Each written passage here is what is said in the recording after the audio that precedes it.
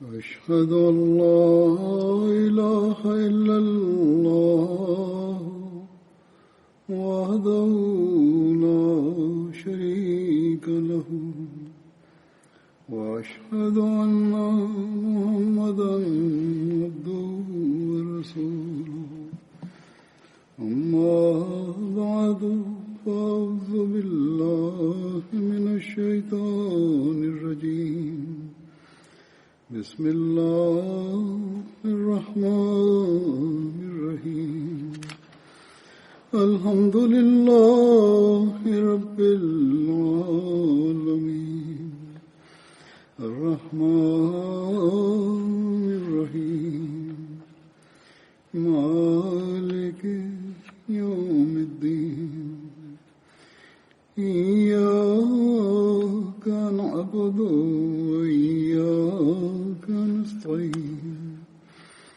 اهدنا الصراط المستقيم صراط الذين أنعمت عليهم غير المغضوب عليهم ولا الضالين يا أيها الذين آمنوا كتب عليكم الصيام كما كتب على الذين من قبلكم لعلكم تتقون أيام معدودات فمن كان منكم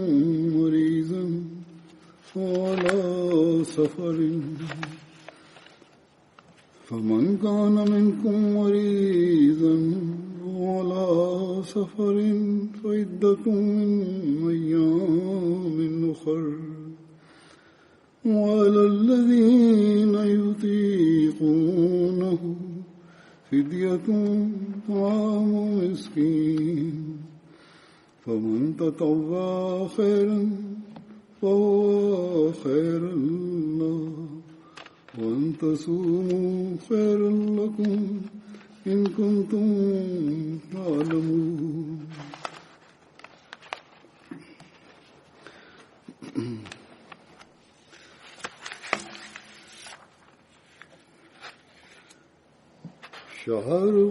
شهر رمضان الذي أنزل فيه القرآن هدى للناس وبينات من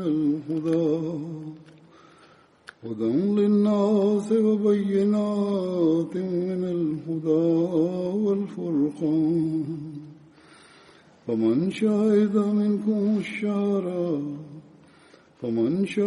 منكم الشهر فليصم ومن كان مريضا على سفر فعدة من أيام أخر يريد الله بكم اليسر ولا يريد بكم العسر ولتكملوا العدة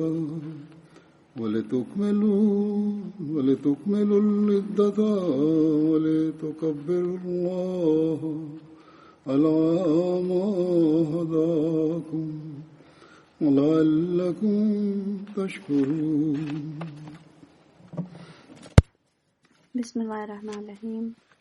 Poslije proučenog šehadeta A'uze i Bismillah iz sure Al-Fatihe, Hazreti Halifatul Masih peti, da Allah bude njegov pomagač, je proučio ajet 184 do 186 iz sure Al-Bekara. Prijevod glasi: O vi koji vjerujete, propisuje vam se post kao što je bio propisan onima prije vas, da biste postali bogobojazni. Određeni broj dana, ako god od vas bude bolestan ili bude na putu, neka posti isti broj drugih dana, a onima koji ne mogu da poste, otkup fidija je da nahrane jednog siromaha. Ako god dobrovoljno učini neko dobro djelo, to je bolje za njega. Ako postite, to je bolje za vas, da samo znate. Mjesec Ramazan je onaj u kojem je Kur'an objavljen.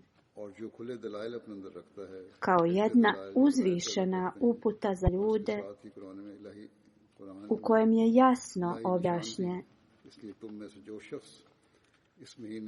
u kojem je jasno objašnjenje upute i Furkan, razlikovanje istine od neistine. Zato kogod je od vas prisutan u ovom mjesecu, neka posti. A kogod je bolestan ili je na putu, neka ispuni broj drugih dana. Allah vam želi olakšicu i ne želi teškoće za vas i želi da upotpunite broj i da veličate Allaha što vas je uputio i da budete zahvalni. Hazur kaže, uz Allahovu milost, mjesec Ramazan ovdje u Velikoj Britaniji počinje sutra. Mjesec Ramazan je blagodat od uzvišenog Allaha da bi mi povećali naše duhovno stanje. U prvom ajetu koji sam proučio, Allah kaže da je post propisan vama da bi postali bogobojazni. Kako god, šta je takva, to jeste bogobojaznost? Dok je objašnjavao ovo, obećani Mesija alaih salam je rekao, on je rekao da takva, to jeste bogobojaznost, da osoba izvrši sve naredbe i sva obećanja koja je Bog naredio ili koje smo mi obećali da ćemo da izvršimo. Također, da ispunimo sva naređenja njegova ili obećanja prema njegovim stvorenjima. Drugim riječima, ispunjavanje i najmanjih stvari u vezi ovoga je vrlo važno. I onda ovo nije jednostavna stvar. Koje su dužnosti naše prema Allahu, a koje su naše dužnosti prema čovječanstvu, prema njegovim stvorenjima. Ako bi ih sve naveli, postali bi zabrinuti. Da li mi ispunjavamo naše dužnosti samo kad pogledamo na obožavanje Allaha, jer toliko nam je toga, tih blagodati dao, da imamo toliko toga da mu budemo zahvalni. Ali ne samo da mu nismo zahvalni, neki ljudi jednostavno ne shvataju da mu trebaju da budu zahvalni. Toliko blagoslova Allah im je dao, ali oni nisu ni svjesni da mu se trebaju zahvaliti. I oni smatraju da je to njihovom zaslugom, svi ti blagoslovi. A činjenica je to da je to veliki blagoslov od uzvišenog Allaha koji nastavlja svoje blagoslove da nam ih daje. A mi smo nezahvalni i mi ne ispunjavamo te zakletve ili ta obećanja koja smo dali uzvišenom Allahu. Onda imamo dužnosti prema Božjim stvorenjima, kao dužnosti prema našim roditeljima, prema našim komšijama, naše dužnosti prema putnicima i sve druge društvene norme, te društvene dužnosti koje trebamo da ispunjavamo. Nama je naređeno da ispunimo ove dužnosti, ali mi ih ne izvršavamo. I ako ovo sve analiziramo, mi ne ispunjavamo dužnosti prema uzvišenom Allahu, niti dužnosti prema ljudima. Jednom sam napisao spisak dužnosti prema uzvišenom Allahu i prema čovječanstvu i to su bile neke najvažnije dužnosti i bilo ih je 28 ili 29. U svakom slučaju obećani Mesija alaih salam kaže istinita takva ili istinita to bogobojaznost, to od vas traži da ispunite vaša obećanja koja ste dali uzvišenom Allahu ali da to uradite i najmanje detalje tog obećanja. Slično trebate da ispunite dužnosti, sve koje padaju na vas i dužnosti prema čovječanstvu. Obećani Mesija alejselam dalje govori da u tom slučaju, kad ovo sve se ispuni, tad možemo reći da ta osoba stvarno je ispunila takvu, to jeste bogobojaznost. Uzvišeni Allah nam govori razlog zbog kojeg Ramazan je nama dat, jeste da osoba u tom mjesecu popravi se i ispuni sve te neke nedostatke možda koji su se desili u prethodnih 11 mjeseci. A to možda bude postignuto samo ako potpuno se predamo i svoju pažnju okrenemo prema uzvišenom Allahu. I u tom mjesecu i stvari koje su nam halal, koje možemo raditi, mi radi njega ostavljamo i to. Tad također zbog njega mi ne jedemo, ne pijemo. Također popravimo naše namaze. Također tada smo vrlo pažljivi prema našim dužnostima, prema njegovim stvorenjima. Časni poslanik Muhammed sallallahu alejhi ve sellem je rekao da osoba ako posti da bi postigao milost i naklonost uzvišenog Allaha, uzvišeni Allah stavi 70 sezona između lica te osobe i džehennemske vatre. To drugim riječima znači da uzvišeni Allah, jedna sezona je jedna godina, znači uzvišeni Allah stavi 70 godina između njegovog roba i džehennemske vatre. Znači to je ogromna daljina i ovo je blagoslov posta. I ovo je takva bogobojaznost koju će ljudi da razviju u toku posta. Znači ovaj post ne samo da nam da 30 dana od ove bogobojaznosti, ali taj post će da stvori 70 godina vrijednosti te bogobojaznosti. Znači ako odrasla osoba posti mjesec Ramazan i isposti ga ispravno kako to od nas uzvišeni Allah očekuje, onda vidimo da će imati cijeli svoj život koristi od toga. Ovakve osobe, one nastave da traže i istražuju kako da poboljšaju takvu bogobojaznost na razne načine. Na ovakav način osoba će da izbjegne da uzvišeni Allah bude ikad nezadovoljan sa njom i nastavit će da dobiva milost uzvišenog Allaha i njegovo zadovoljstvo.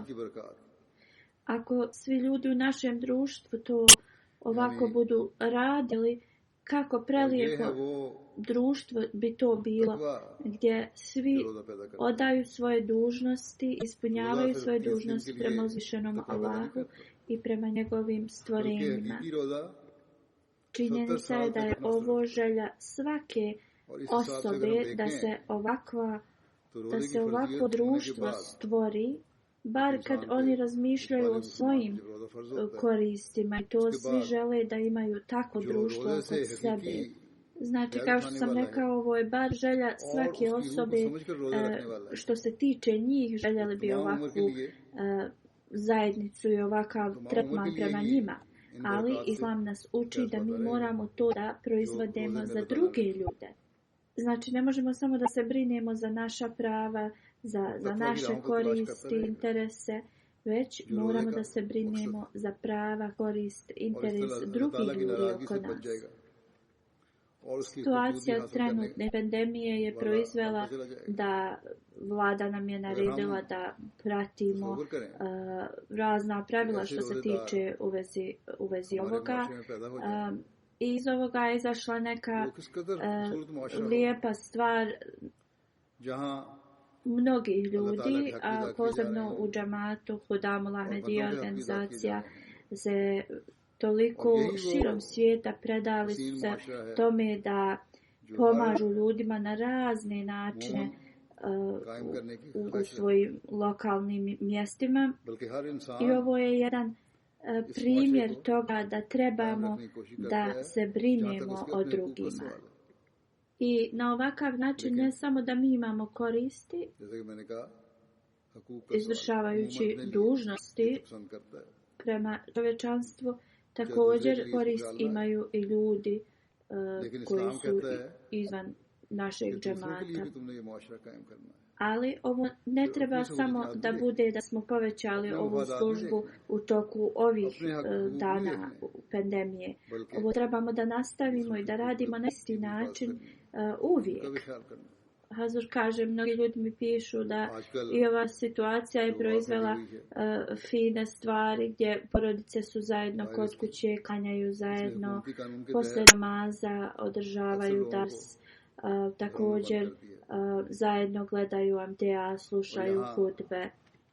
Iako se ovo produži kroz čitav Ramazan, ovo stanje, trebamo da nastavimo. Hazur kaže, kao što sam ranije rekao, ovo je vrijeme gdje možemo da povećamo svoje znanje, također znanje naše djece trebate da im dajete lekcije i da uče. Okrenite veliku pažnju na vaše namaze i molite se za sebe i molite se za čovječanstvo. I znači, kao što sam rekao, razne dobre stvari su se proizvele iz ovoga u kućama ljudi, ali to ne treba da se zaustavi na ovome. Mi moramo da nastavimo ovaj tempo i poslije ove situacije. Naše kuće ne smiju da budu takve gdje se na mnogim izvještajima govori da ljudi, zato što su svi u kućama, počeli su mnoge svađe i problemi jer su svi zatvoreni u kućama. To u našim kućama se ne smije da desi. Znači, mi konstantno trebamo da popravljamo stanje svojih domova, a neki ljudi ne ispunjavaju svoje dužnosti, također neke žene također imaju neke važnije prioritete od ovih koji vjera nalaže. Ovi ljudi nisu svjesni koliko ova situacija nalaže nama da mi trebamo da klanjamo, da se molimo uzvišenom Allahu. Ovo je također vrijeme kada mi možemo da pomognemo našoj djeci da budu bliži uzvišenom Allahu. Znači, svaka Ahmedi kuća treba da obrati pažnju na ovo. Tako da možemo da postignemo Božju ljubav i dobar život. Da nam uzvišeni Allah pomogne da uspostavimo tu bogobojaznost koja se nas očekuje. Obećani Mesija alejhi salam je objasnio takvu na različite načine. Obećani Mesija alejhi salam uz Allahove upute nam je pomogao da i objasnio nam cijeli koncept takve. Na različite načine obećani Mesija alejhi salam nam je pokazao uzvišenog Allaha i poslanika sallallahu alejhi ve sellem, njihovo učenje. I skrenuo nam je pažnju kako da uđemo u ljepote vjere. Onda je na nama da, zato što smo dali zakletvu i ušli u zajednicu obećanog Mesija alejhi selama, na nama je da ispunjavamo naše dužnosti i vjeru na način na koji nam je on to objasnio. Trebamo dobro da razmislimo o riječima obećanog Mesija alejhi selama i da onda mi izvršavamo i kada ispunimo naše zakletve, naše obećanja, onda ćemo da ukrasimo svoj život na ovom svijetu, a također i na budućem. Sada ću da pročitam neko pisanje obećanog Mesiha alejhi salama, gdje se on obratio džematu na temu da popravi svoju duhovnost, svoju takvu bogobojaznost.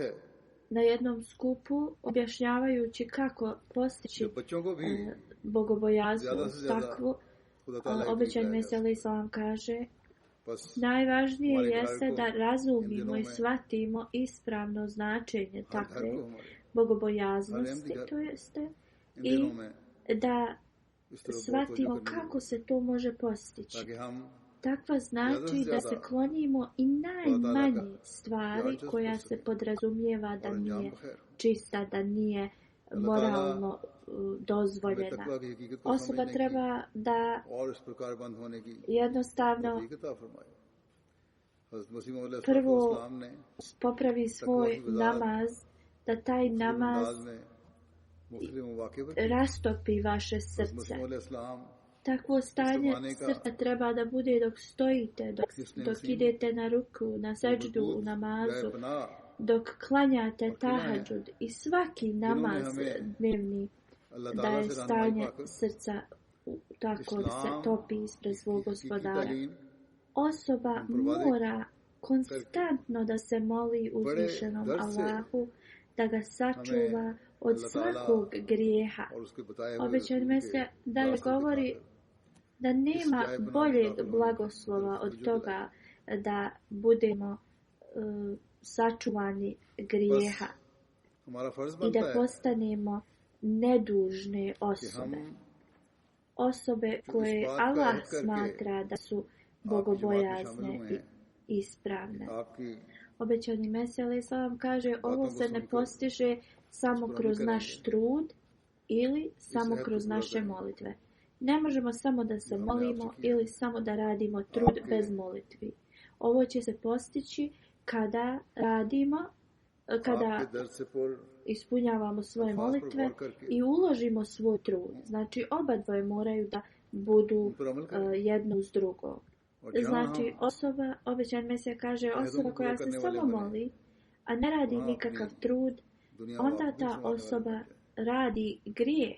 Jer ta osoba stavlja uzvišenog Allaha u takvu poziciju. Znači, to nije u redu da samo molimo i čekamo ostalo od Allaha.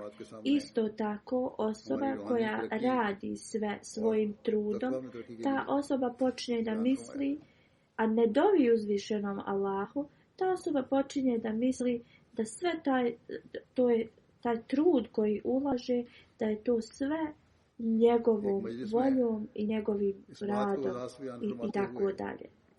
Obećani Mesija alejhi selam kaže da ovako se ispravni musliman, pravi vjernik ne ponaša.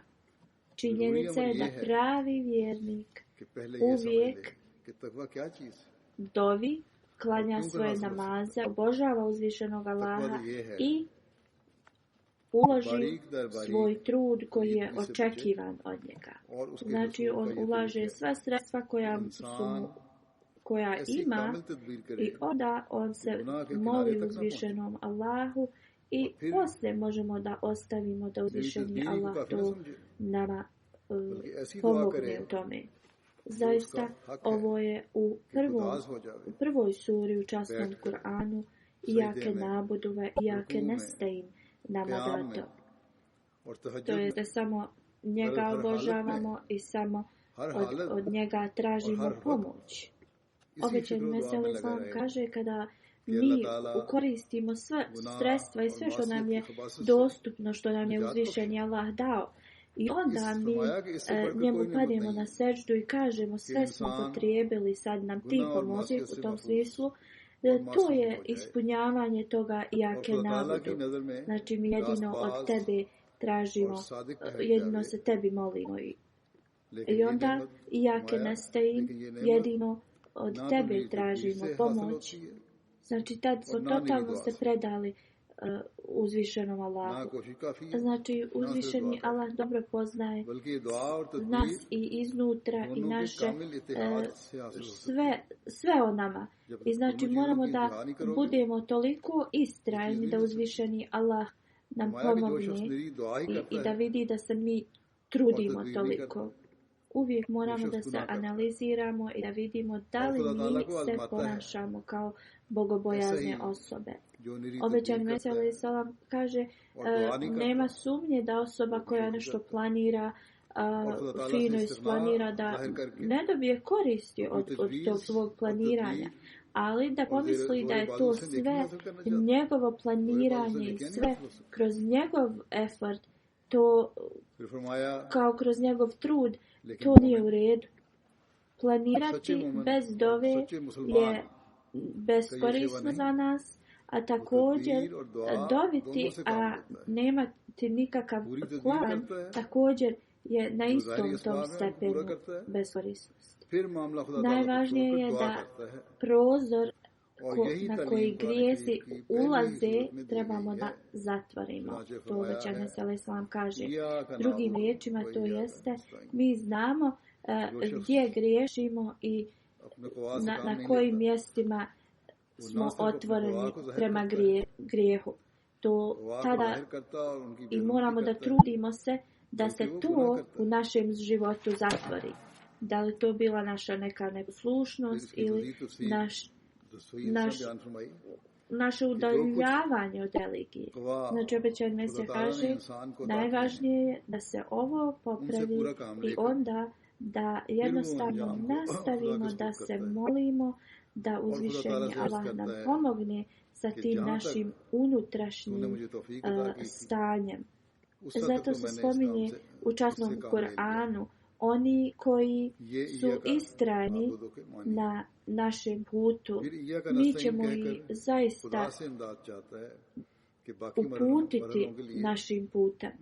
Obećani Mesija alejhi selam kaže kako i ovdje lijepo nam izraženo to planiranje. Znači, i kad planiramo, ne možemo da izostavimo uzvišenog Allaha i moramo da tražimo njegovu uputu. A na drugom mjestu kaže, molite se meni i ja ću vam odgovoriti na vašu molitvu. Znači, ako istinski osoba želi da postane bogobojazna, onda ta osoba mora da planira, ali mora i toliko da se moli uzvišenom Allahu. Ovako uzvišeni Allah će da vas blagoslovi. Ali ako izostavite jedno ili izostavite drugo, ako ovo nije zajedno, onda vi nećete postići bogobojaznost. Obećani Mesija alejhi selam kaže da takva bogobojaznost je korijen svih djela. Obećani Mesija kaže osoba ostaje ukorijenjena u bogobojaznost kroz ovo što sam naveo ranije, to jeste kroz planiranje i kroz molitve. Kogod ovo ne radi, ta osoba je griješnik i sve ljepote su u takvi, u bogobojaznosti. I kroz ovo osoba ispunjava dužnosti prema uzvišenom Allahu i postaje bogobojazan. I osoba također postaje prijatelj uzvišenom Allahu, jer uzvišeni Allah je rekao, istinski zaštitnici su oni, jedino oni koji su bogobojazni. Dok je objašnjavao ovaj ajet, istinski zaštitnici su jedino oni koji su bogobojazni. Obećani Mesija alejhi selam kaže da uspostavimo ovo prijateljstvo, osoba mora da posjeduje takvu bogobojaznost. Osoba kad ima bogobojaznost, ta osoba će da postigne ovo. Znači, ako osoba želi da postigne ovo prijateljstvo sa uzvišenim Allahom, onda mora da ima potpunu bogobojaznost i također da ima i strah od uzvišenog Allaha i tada će da postigne taj stepen svoje vjere. Obećani Mesija dalje govori kada Ne postoji više veći stepen te bogobojaznosti, znači kad ispunite sve šta ta bogobojaznost zahtjeva od vas, onda to se smatra prijateljstvom sa uzvišenim Allahom. Zato je rečeno da jednostavno u sebi tu doživite kao tu neku smrt prije nego što vi umrijete, doživite tu smrt, to jeste ta bogobojaznost gdje ste vi sve odstranili, znači sve u vama što je loše ono umire i vi ste bogobojazni. Naše unutrašnje stanje nije svjesno ljepote i istinske vjere. Mi inače žudimo za onim što mi vidimo, što su ove neke ovosvjetske ljepote i slično tome. Ali osoba nije svjesna ljepota tih koji bogobojaznost će da nam donese. Obećani Mesija alejhi selam kaže, najvažnije je da mi dokrajčimo ove stvari koje su ovo svjetske, koje zamišljamo da su to najbolja zadovoljstva, a da otkrijemo te tajna zadovoljstva koja vjera nalaže. Obećani Mesija alejhi selam dok se obraćao džematu kaže da članovi našeg džemata trebaju da jednostavno razviju to stanje gdje su umrli, i ovo je uputa bila za svakog člana džemata, ne samo ljude koji su jednostavno više u vjeri sa znanjem i tako dalje. Ne, ovo je savjet za svakog člana zajednice. To jest, on kaže, nemojte da budete pod tim mišljenjem da svaka osoba ne može dostići taj stepen bogobojaznosti. Znači, obećani Mesija se obratio svakom članu zajednice i rekao da bi to uspjeli u tome, oni moraju tim jednostavno doći do tog mrtvog stanja gdje sve što je loše postaje mrtvo, i onda to blagostanje, ta bogobojaznost se razvija u svakoj osobi.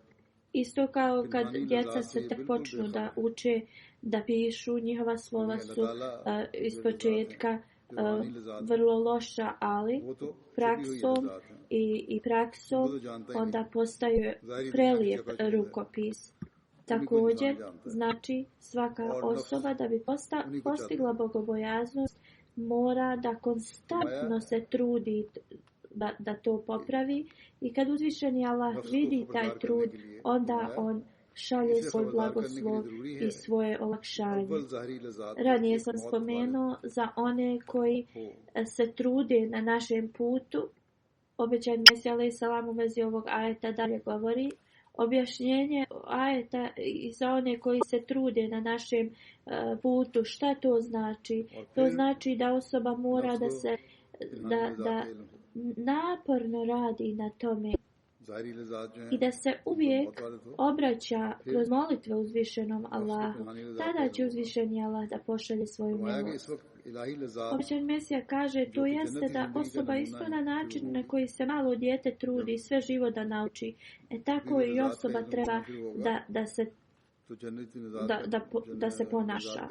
Znači, s jedne strane on mora da moli se, a s druge strane da planira i da uloži trud na tome. Onda se taj unutrašnji nafsi amara, to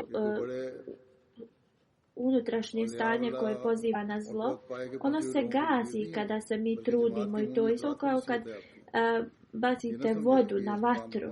Obećani Mesija alejhi selam govori u vezi tog unutrašnjeg stanja. Kaže, vidim da članovi naše zajednice nekad radi nekih malih stvari svađe se započinju, i znači neka najmanja stvar jednostavno daje im poved da udaraju na čast svoga brata.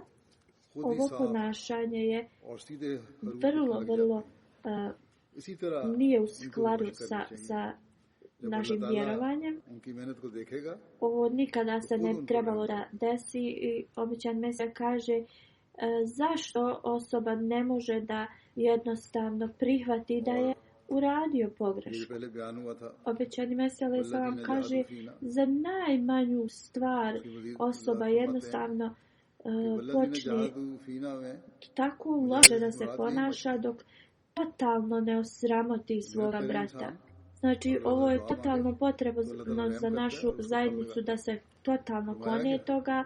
Jedan od atributa uzvišenog Allaha je asatar, to je onaj koji prikriva i drži tajnosti stvari. Onda zašto ljudi to ne rade svojim braći i ne sakriju neke njihove propuste ili greške? Osoba treba da čuva te greške svoga brata i jednostavno ne napadaju na njihovu čast. Obećan Mesija alaih salam kaže, postoje neki ljudi koji najmanju stvar ako čuju u vezi sebe postaju toliko ljuti i arantini, a osoba, pravi vjernik, mora da razvije tu jednostavno mehkoću u sebi. Običan Mesija alaih salam kaže da ljudi kada imaju najmanji problem, oni tada počnu da istražuju, izmišljaju kako da oni svojim argumentom pobjede drugu osobu. Ali u ovom slučaju osoba treba da toga se ostavi i bolja osoba će da jednostavno prihvati poraz. Znači nikada ne treba da osoba pokušava da osramoti svog brata. Obećan Mesija alaih salam kaže da obznanite greške svog brata je totalna arogantnost.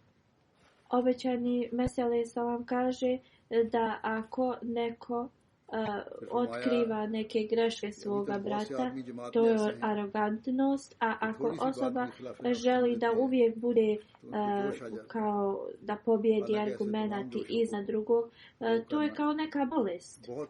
Ovakve stvari, obećan Mesija alaih salam kaže, čine vašu dušu da jednostavno kao truhne, kao postaje slaba.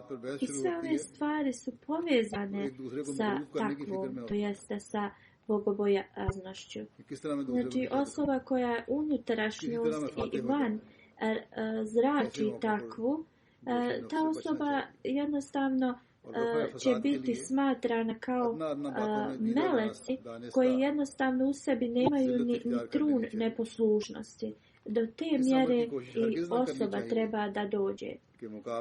Obećan Mesija kaže, usvojite takvu, jer posle takve bogobojaznosti blagoslovi uzvišenog Allaha su na vama. Također, ništa na ovom svijetu vas neće dotaći. Također, uzvišeni Allah sve neke nedostatke vaše će da sakrije. Obećani Mesija kaže, oni ljudi koji ne postignu ovo stanje, oni neće imati nikakve koristi ni od toga što su prihvatili mene. Obećani Mesija alaih salam kaže, uvijek se sjetite toga da verbalno, samo riječima davanje zakletve meni, nemate nikakve koristi.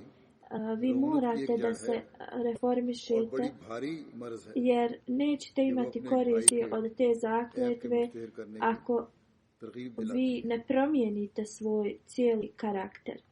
Ako osoba zadrži arogantnost, ako je prevarant, ako posjeduje sve te neke loše moralne stvari, onda koja je razlika između vas i ostalih osoba? Obećan Mesija alaih salam kaže, onda donesite transformaciju u sebi i prihvatite najbolje morale. Obećan Mesija alaih salam kaže, ako je samo jedna osoba bogobojazna u selu, na primjer, cijelo to selo će imati koristi od njega, jer ako on kontroliše svoju ljutnju, arogantnost, ako se ponaša prema propisima, onda drugi će da to također se okrenu prema toj osobi. Ovakve osobe koje urade transformaciju tu u sebi, te osobe su nadahnute tom duhovnosti od uzvišenog Allaha. Jednostavno osobe koje su oko njih imaju takvu naklonost prema njima i jednostavno kažu da ovo je osoba koja je bogobojazna. I obećan Mesija kaže, nije važno koliko ta osoba ima možda na početku opozicije, ali sa njegovim ponašanjem drugi oko njega, ta opozicija će da promijeni mišljenje zbog toga, zbog jednostavno njegovog ponašanja. Obećani Mesija alejhi selam kaže da zbog nekih malih stvari uzrujate svoga brata, to nije u redu. Obećan Mesija kaže, časni poslanik sallallahu alejhi ve sellem je bio najbolji primjer za cijelo čovječanstvo, najbolji primjer moralnog ponašanja. Obećan Mesija alejhi selam kaže, nemojte da govorite loše o drugim osobama i da im optužujete. Jer na kraju, kada to radite, vi ćete postati zaista takvi i dio toga.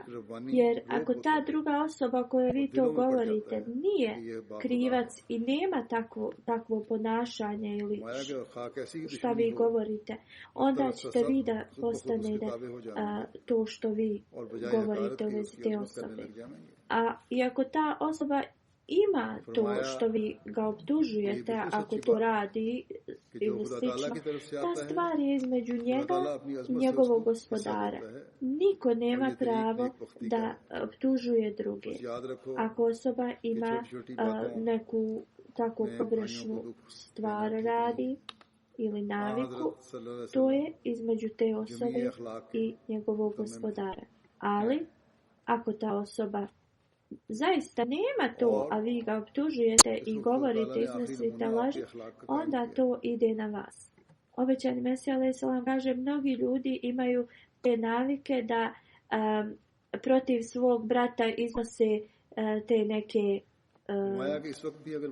ili laži ili kao tračeve da bi dobili i pokazali dobro ponašanje prema čovječanstvu, onda morate da budete naklonjeni prema svojoj braći. Budite dobri prema svojim komšijama, ponašajte se prema svojim suprugama sa ljubavlju i pažnjom, a što je najvažnije, klonite se širka, pripisivanja partnera Allahu. Jer ovo je prvi korak prema bogobojaznošću. Obećan Mesija alejhi selam dalje govori, takva, to jeste bogobojaznost, je da se klonite i najmanjeg grijeha. Ali zapamtite da bogobojaznost nije to da kažete ja se klonim da ne kradem ili klonjenje od bluda i tako tih stvari. Te osobe, oni će biti kažnjeni za to. Znači da kažete da je to, da vi to ne radite, to nema nikakvu vrijednost zato što se ljudi toga klone zbog toga što će biti kažnjeni od toga u ovosvjetskom smislu. Činjenica je da je ispravna bogobojaznost to da vi se trudite da pomažete drugima, da se trudite da uvijek idete Allahovim putem, da budete lojalni prema uzvišenom Allahu do te mjere da ste uvijek spremni i dati svoj život radi uzvišenog Allaha. I zbog ovoga uzvišeni Allah je rekao, uistinu Allah je s onima koji su bogobojazni i uz one koji rade dobro. Trebate da zapamtite da se samo klonite od grijeha, da to nije dobro djelo. Dobro djelo je da se klonite od grijeha, ali također i da radite dobra djela. Tada postižete to posebno stanje. Kada neko u potpunosti vjeruje u sve atribute uzvišenog Allaha, onda u takvim osobama se vidi potpuna promjena. Osoba koja u potpunosti vjeruje u uzvišenog Allaha nema mogućnost da radi grijehe. Jer ova vjera odsječe sve te želje koje idu prema grijehu. Obećani Mesija dalje govori, ako neko oslijepi, kako ta osoba da uradi blud njihovim očima, da gledaju nešto što ne trebaju, ili ako im su ruke osjećane, kako to osobe da nešto uradi što bi rukama trebala raditi. U istom smislu, ako neko dostigne taj stepen nafse mutmaina, to jeste kada je vaša duša u miru, u smiraju, ovo vas čini slijepcom i jednostavno nemate tu moć da griješite. Iako možete da vidite, imate svoj vid, a u isto vrijeme ne vidite. To jeste, iako možete da vidite, vi zbog tog svog stanja ne radite grijehe.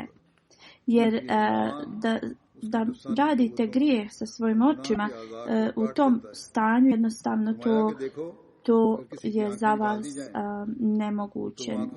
Ne radite to. I u tom stanju, ako imate uši i sluh vaš, vi ste kao gluhi. Znači, vi ne slušate ništa što je zlo i što vas navodi na grijeh. Znači, u tom stanju sve što vas navodi na grijeh jednostavno ste se toga riješili. Znači, tad jedino radite stvari koje su naređenje od uzvišenog Allaha. To se može desiti kada vi potpuno vjerujete u njega, u uzvišenog Allaha, i kada ste potpuno predani svojoj vjeri. Obećani Mesija alejhi selam kaže, ovo je cilj koji svaka osoba treba da nastoji da postigne. Obećani Mesija alejhi selam kaže, ovo je totalno pomorajuće za naš džemat da postignemo najbolji stepen vjerovanja. I znači, naš najvažniji cilj jeste da imamo najbolje i potpuno vjerovanje u uzvišenog Allaha. On dalje govori da niko ne može da bude čist dok ga uzvišeni Allah ne očisti. Kada neko padne pred svog gospodara na seždu sa najvećom skrušenosti, onda uzvišeni Allah prihvata njihove molitve i čini da budu pravi vjernici. I u ovakvom stanju osoba tad tek shvata kakvo je bilo vjerovanje i vjera časnog poslanika sallallahu alejhi ve sellem. Dok ne dođemo do ovakvog stanja, sve što ste naučili i klanjanje i sve u vezi vjere, teologije, sve to je nekako kao neka tradicija koju ste naslijedili od svojih predaka. I vi ste to prihvatili od njih. Znači, ovo je standard koji je obećani Mesija alejhi selam nama postavio da bi mi trebali da ga postignemo, taj standard bogobojaznosti. Znači, mi moramo da skrušeno padamo uzvišenom na sećdu i da ga molimo i da radimo djela koja se očekuju od nas da radimo, i onda ćemo dobiti ovaj stepen koji je obećani Mesija alejhi selam postavio za nas da ga dostignemo. I ovaj stepen bogobojaznosti će da nam pomogne ovo što sam naveo u sljedećim ajetima u vezi posta. Uzvišeni Allah je nama svima ostavio da se mi sami analiziramo stepen naše bogobojaznosti. Ako je neko bolestan i ako ne može da posti, ili ako im je doktor preporučio da ne posti, onda ta osoba treba da plati fidiju.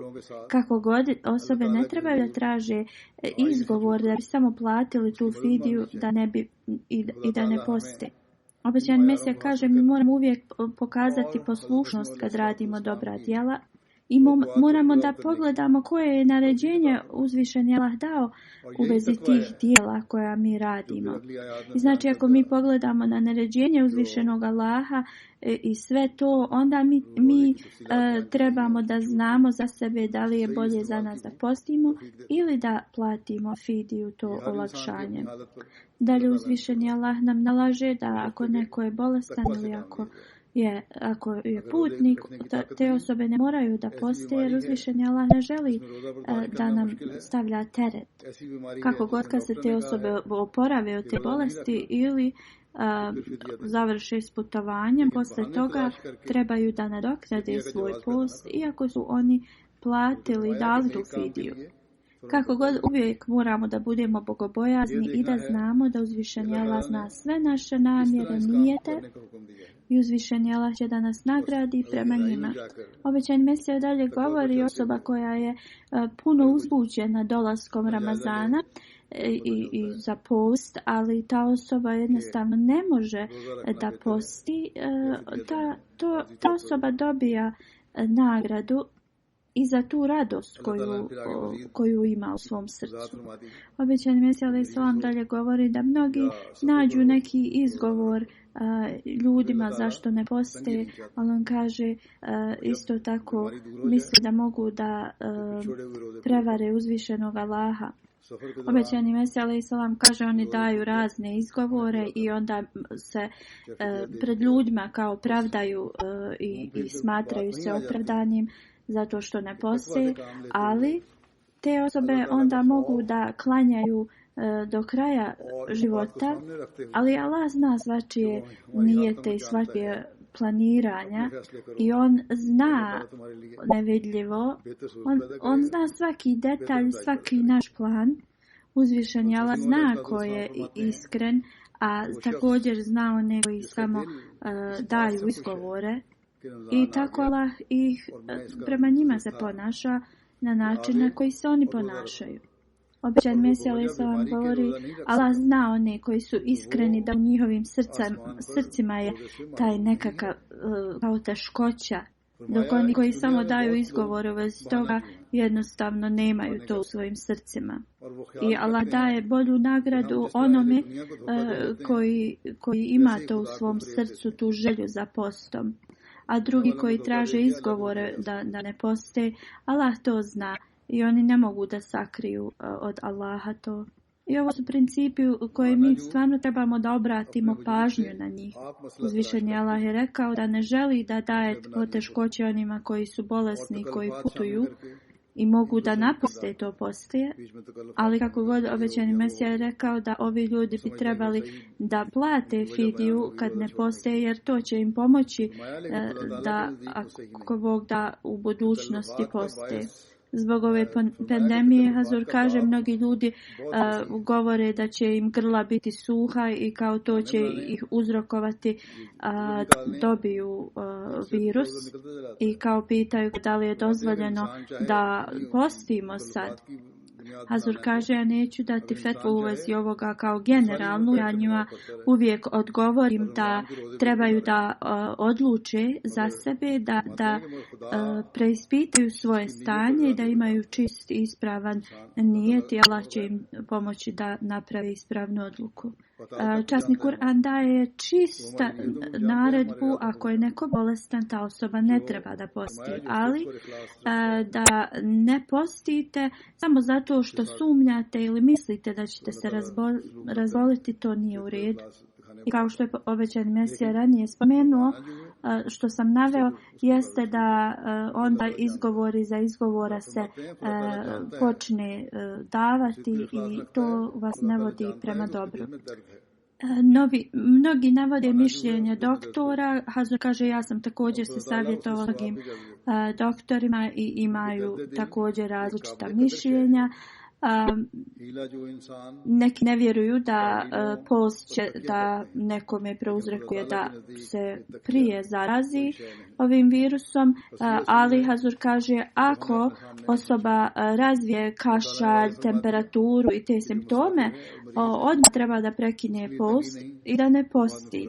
I ovi doktori koji govore da osobe ne trebaju da poste i da misle i daju te neke zaključke, na kraju i njihovi ti svi zaključci i savjeti jednostavno jasni i ni čisti zašto oni imaju to mišljenje. S jedne strane oni govore da ljudi ne trebaju post, s druge strane govore da mogu da poste, ali moraju da paze na ishranu i unošenje hrane. Kako god ljudi neki nemaju dovoljno resursa, ne mogu da vode veliku pažnju šta će da unose, kakvu ishranu da unose. U svakom slučaju, kad sve analiziramo, izgleda da nema problema u tome što će ljudi da poste, ali, kao što sam rekao, ako ima i najmanje simptome virusa, trebaju odmah da prestanu da poste. Neki imaju mišljenje da, iako su oni zdravi, ali ako je neko bolestan u kući, da oni ne trebaju da poste radi toga. Doktori to smatraju da nije u redu, uopšte to nije prepreka da ne postite. U svakom slučaju i prije posta i poslije posta osobe trebaju da piju dosta vode tečnosti i također oni koji imaju tu mogućnost trebaju da jedu stvari koje zadržavaju vodu u njihovom tijelu, organizmu. Znači prema mišljenjima raznih doktora iz Amerike, Njemačke, Velike Britanije, nema prepreke za post, osim ako ljudi žele da budu, kao što je obećani Mesija rekao, oni koji sakrivaju istinu. Zaista vrlo važno da sve mjere pred opreza se rade. Neki ljudi inače jednostavno ne piju puno vode, oni poste, ali i u normalnim danima kad ne drže post, oni toliko malo unose vode. Chaudhry Nazir Saheb, on je starija osoba koja je ljeti po čitav dan radio. Mi bi odmah u tim ljetnim danima išli da pijemo što više vode i pitao sam ga zašto on ne pije. Nekad ni malo, nekad sasvim malo. On je rekao da nam se uopšte voda ne traži i svaki ima različitu prirodu i potrebu za vodom. I u trenutnoj situaciji svi morate da analizirate svoje potrebe i svoje zdravlje. I da odlučite da li ćete postiti ili ne prema svojoj odluci i da bi se pobrinuli za svoje zdravlje, to treba da bude vaša odluka. Vi znate svoj organizam. Trebate da se molite da vam Allah da mogućnost da postite i također za čovječanstvo da oni prepoznaju uzvišenog Allaha i molite se da Allah uzvišeni otkloni ovu pandemiju svijeta i podari njegovu milost na svijet. I molite se da uzvišeni Allah nama Ahmedi podari da ispunimo dužnosti prema njemu i njegovim stvorenjima i da postignemo ovu takvu, to jeste bogobojaznost, i da dobijemo sve blagoslove mjeseca Ramazana. Također zapamtite kada se ekonomsko stanje u svijetu ovako kao što je radi ove pandemije se poremetilo, da je moguće izbijanje ratova, to neki analitičari previđaju. U ovakvim situacijama razne vlade svoje tajne i skrivene te interese proturaju. Jednostavno iznose neke vijesti koje mogu da uzrokuju još veće nepogode.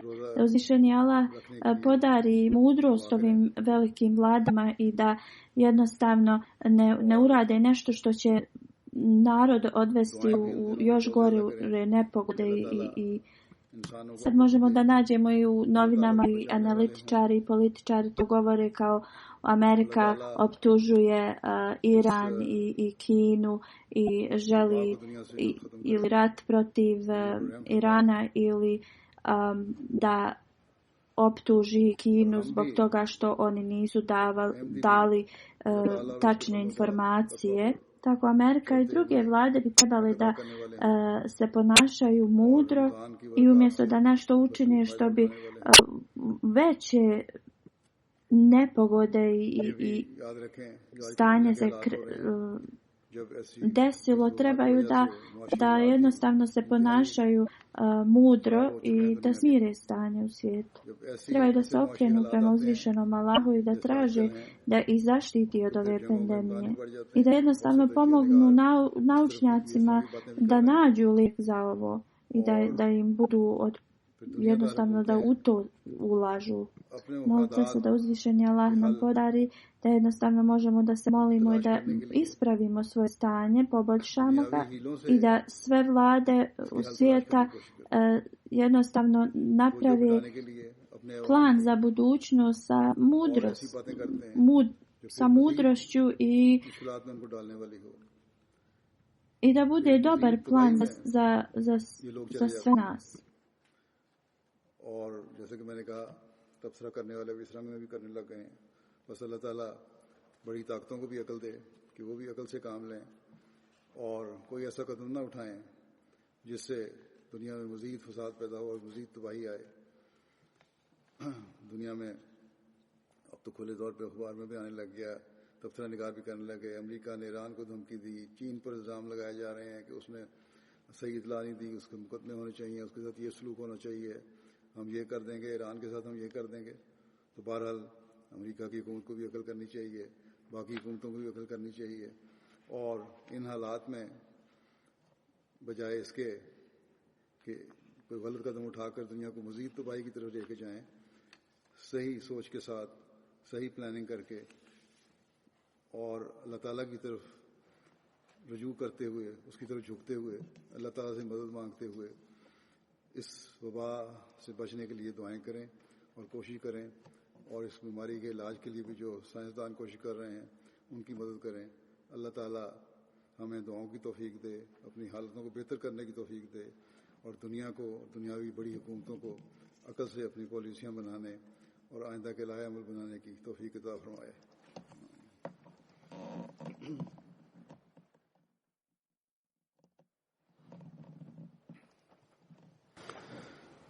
अल्हम्दुलिल्लाह